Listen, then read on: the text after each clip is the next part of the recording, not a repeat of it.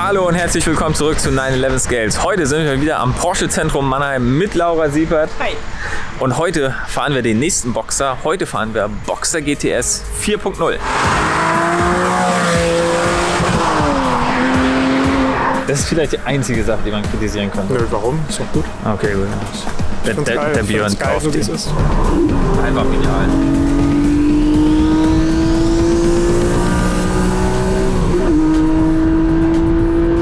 Im Vergleich hatten wir vor kurzem schon den Boxster GTS als Vierzylinder, heute den GTS 4.0 als Sechszylinder. In der Farbe Kreide gewählt, finde ich super schick. Im Kontrast haben wir die Räder wieder in schwarz, schön GTS-typisch. Im Innenraum haben wir natürlich auch schön die Kombination aus Leder und Alcantara mit 18 Wegensitzen. Dazu die Leisten in Carbon. Ihr spart nicht an den Fahrzeugen, ne? Die Vorführer sind immer richtig geil. Ja, wir wollen ja auch alles zeigen, was möglich ist. Genau, und im Heckbereich hinten schön der Porsche-Schriftzug in schwarz. Und wir haben hier jetzt natürlich auch eine kleine Besonderheit. Nicht in der Mitte zentral die Doppelrohre, sondern eins links und eins rechts. Das ist dann wirklich schon sehr ähnlich zum Boxster Spider bzw. Cayman GT4. Eine kleine Ähnlichkeit, Genau. ja. Und Fahrzeug gibt es bisher nur als Schaltgetriebe, ne? Richtig. Also deswegen auch hier eine kleine Besonderheit. Mal ein Schaltgetriebe, kein PDK. Und es macht richtig Spaß. Das kann man Probiert's vorstellen. aus. Das werden wir jetzt machen.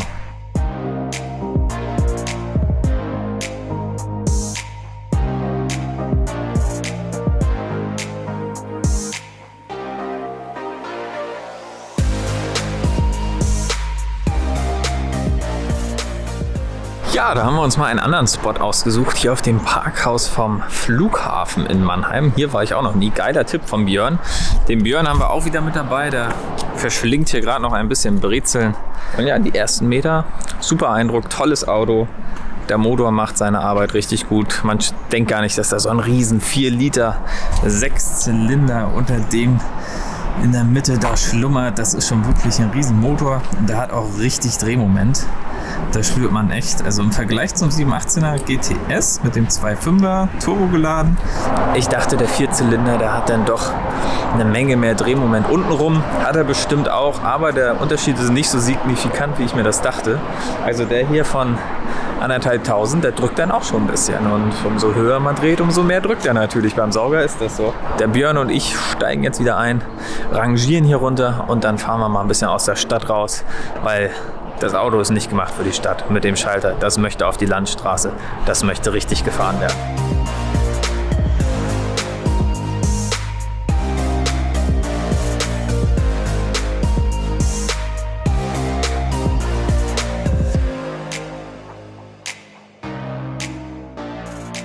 So, und erster Eindruck, die ersten 20 Kilometer. Ja, genial.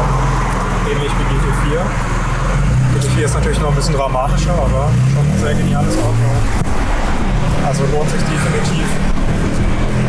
Aber der Ja, Vierzylinder mit PDK hatte dir ja gar nicht gefallen. Nicht mein Auto. Muss halt schon ein bisschen rabiater sein. Ich habe halt dann noch gerne einen Schalter. Ne? Ja, das macht halt schon echt einen Unterschied, ob jetzt Schaltgetriebe oder PDK. Wobei natürlich im Stadtverkehr ist es jetzt nicht so das Genialste. Aber Ja, das ja, wenn man damit leben kann. Also klar, also wer das wirklich will, Schaltgetriebe, das geht ja wunderbar. Ist ziemlich perfekt gemachtes Schaltgetriebe. Also auch den Punkt in der Kupplung, man spürt den wunderbar. Ist ein absolut geniales Auto. Und der Sound halt dazu. Ne? Ja, der klingt schon gut. Genial, ja. Ja. Trotz OPF mal wieder. Da ist immer so ein bisschen Unterschied, ne? OPF auf Video oder OPF Und live. in Live. Problem ist aber mit OPF auf Video, die Kameras und Mikrofone, die greifen ja mit Dezibelzahl auf. Das heißt, wenn ein Auto leise ist, rein dezibeltechnisch, sich aber trotzdem laut anhört, weil der Klang so schön ist, dann wirkt es auf dem Video leiser, als es tatsächlich ist. Und das ist hier auch so ein Teil. Der hört sich super an, aber ist halt natürlich von der Dezibelzahl leiser limitiert. Aber in Live genial, also wirklich klasse.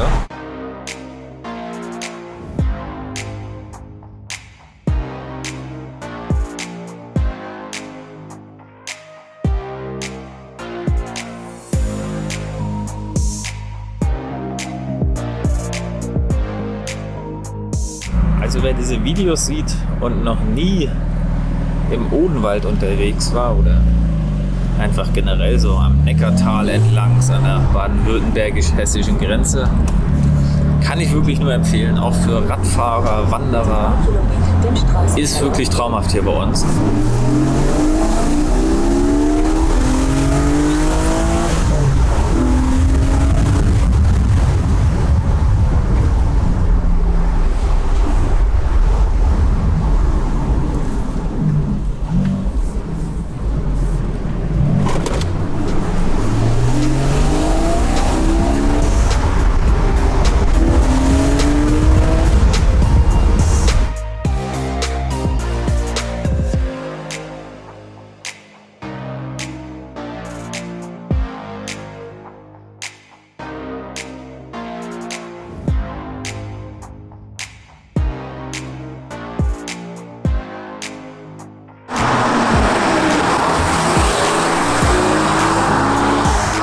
So, der erste Tag geht auch schon zu Ende.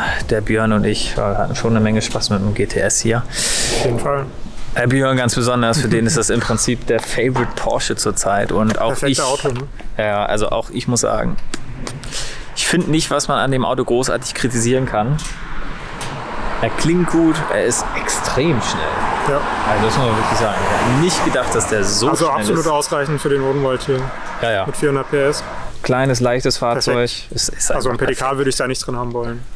Das kommt drauf an, was man will, Ja. aber auch ich sag Klar, du Schalter. hättest auch ein PDK, würdest du wahrscheinlich eher nehmen als ich.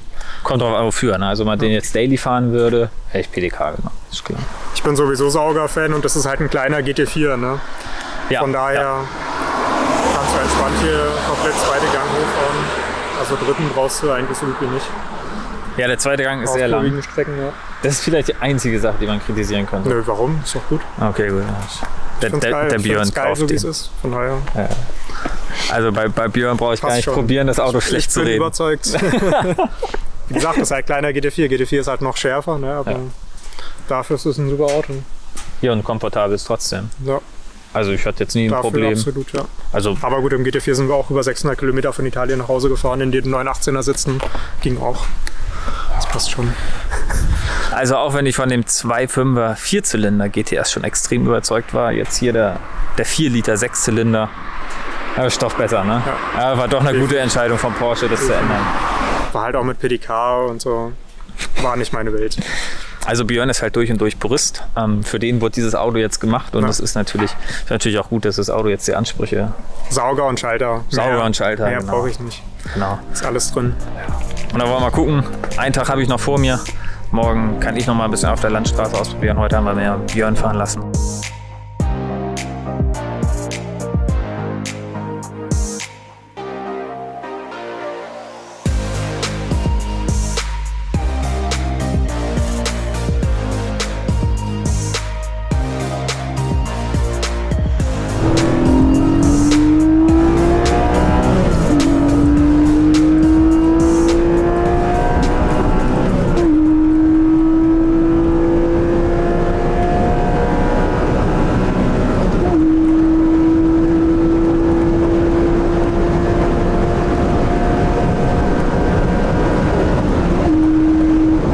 Dieses Auto bringt einfach nur Spaß. Also man muss nur grinsen, man ist einfach nur... Oh. Also dass die sowas nochmal gemacht haben, einfach genial.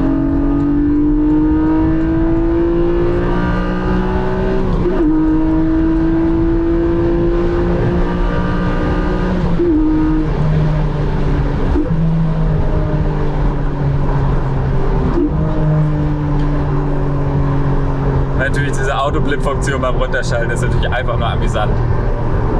Jetzt auch wieder. Runter im dritten Mal 150 im dritten. 180 vierter.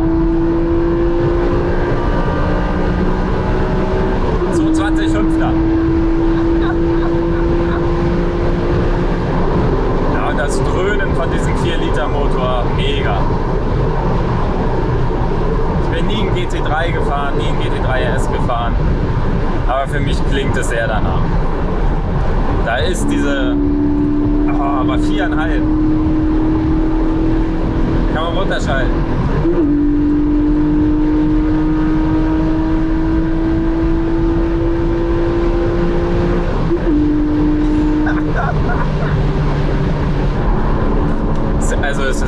Abstand. Ich bin ganz ehrlich, ich hätte es nicht gedacht. Ich war immer skeptisch beim GTS 4.0. Aber er ist so viel witziger als alle anderen Porsche, die ich jemals gefahren bin. So viel lustiger. Und das ist ja nur die Autobahn, ne? Wir fahren ja gleich nochmal Landstraße.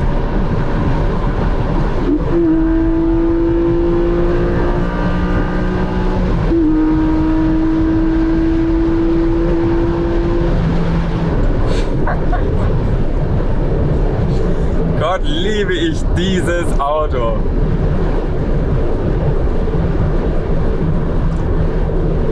Ich hätte es nicht gedacht, Leute. Ich hätte es nicht gedacht, Leute, dass dieser Wagen hier so viel Spaß bringt. So, ich muss ja erstmal an die Tankstelle, weil da saugt natürlich Sprit durch. Bin aber auch ehrlich, Verbrauch, wenn man den normal hier fährt, 11 Liter ist realistisch. Finde ich in Ordnung. Dasselbe wie der turbogeladene 992. Und für einen 4 Liter Sauger ist doch okay, oder?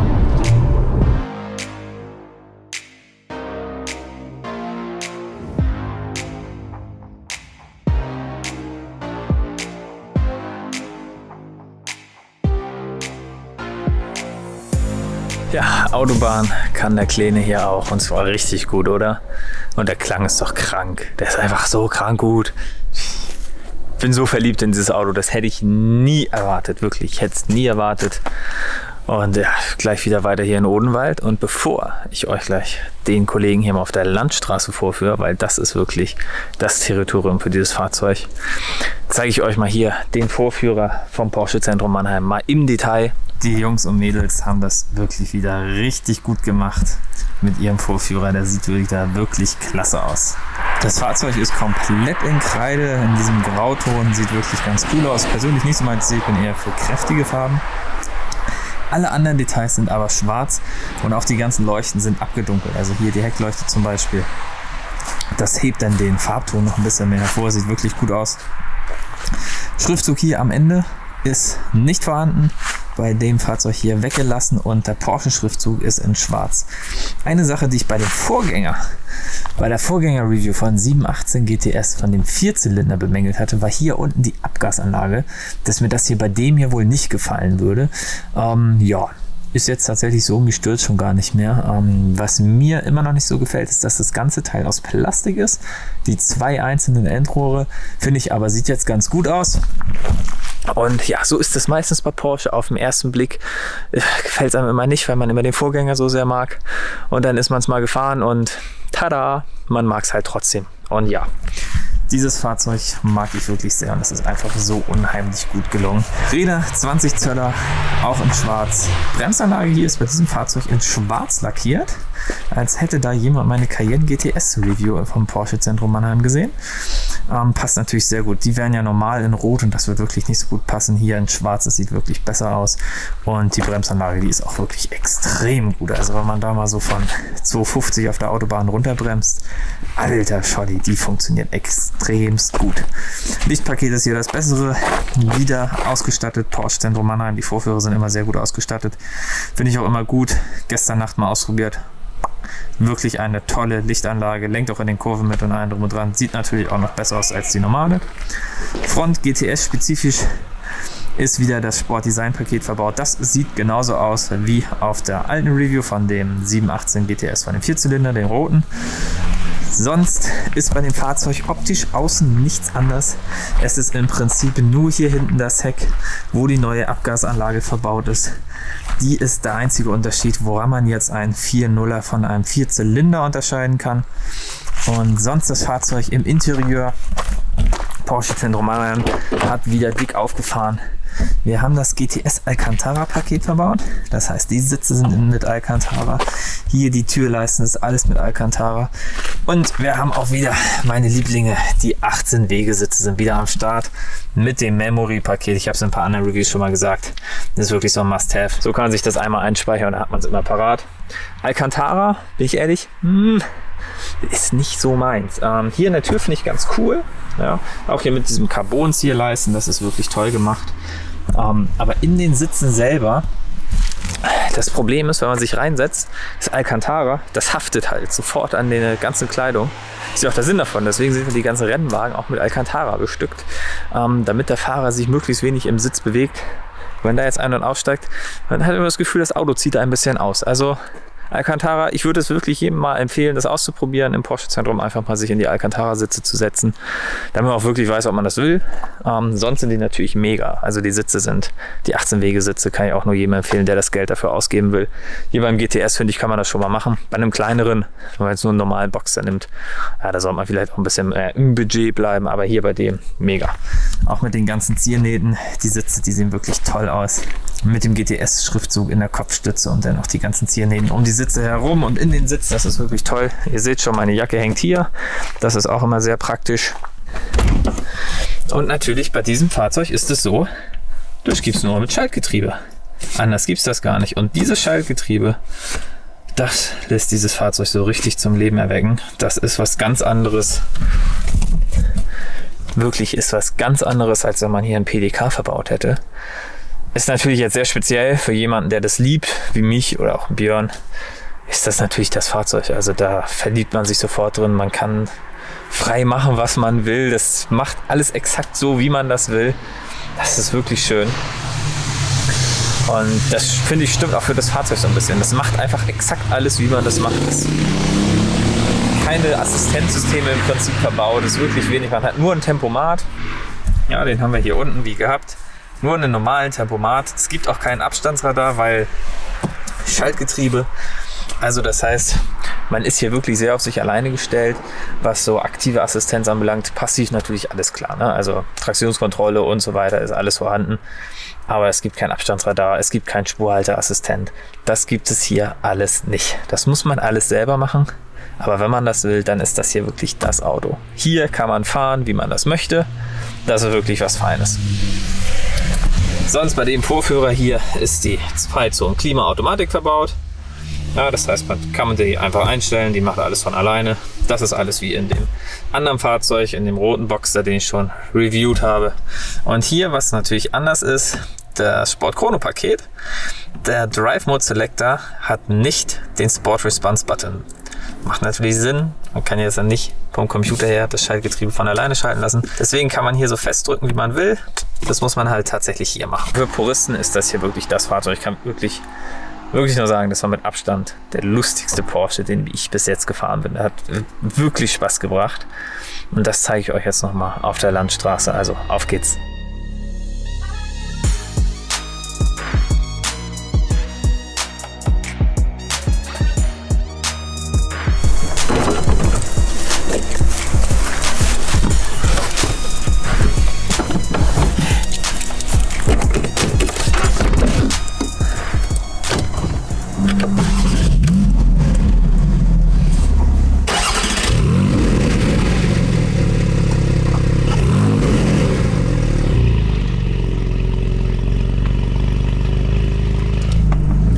Da sind wir wieder auf meiner Lieblingsstraße und das Auto hier.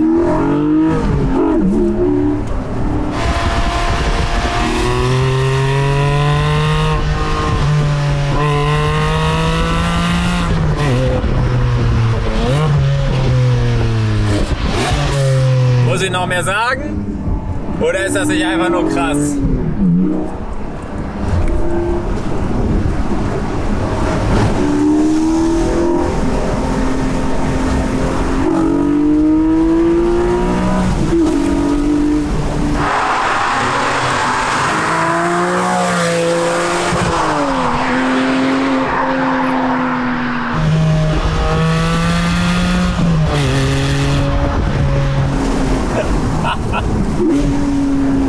Mit Abstand das beste Auto, was ich jemals auf der Landstraße gefahren bin.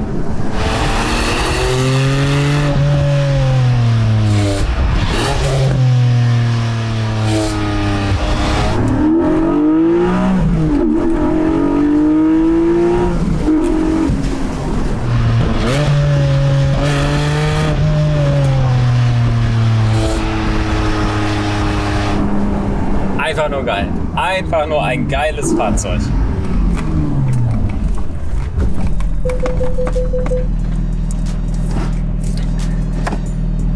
Diese Autoblip-Funktion macht es so einfach mit dem Schalten.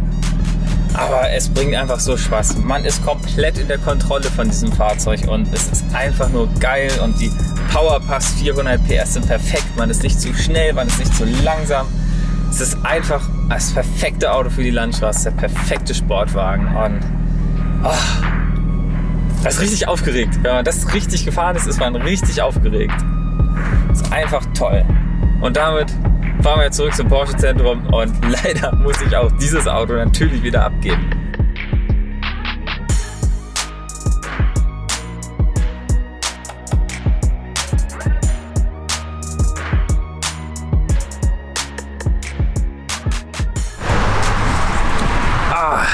So, schwersten Herzens ist der Schlüssel wieder abgegeben.